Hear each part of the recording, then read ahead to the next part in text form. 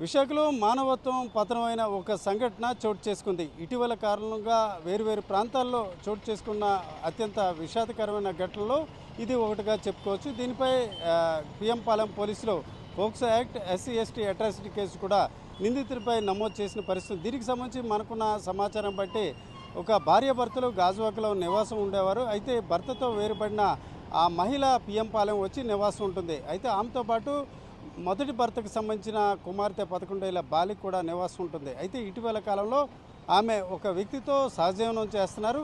అయితే ఇటీవల ఆ కుమార్తె కడుపు నొప్పితో బాధపడుతున్న దశలో తండ్రి వద్దకు ఆ తల్లి పంపించింది. అయితే మొదటి భర్త ఆ కుమార్తెను తీసుకెళ్లి ఆసుపత్రికి తీసుకెళ్తే ఆమెపై ఇటీవల కాలంగా వరుసగా లైంగిక దాడులు జరిగినట్టు తెలుస్తుంది. ఈ మేరకు పోలీసులకు ఫిర్యాదు చేయగా పోలీసుల విచారణలో ఎవరైతే ఆ మహిళతో సన్నిహితంగా ఉంటున్నారో ఆ వ్యక్తి ఆ యువతిపై వరుసగా లైంగిక దాడులకు పాల్పడినట్టు తెలుస్తుంది.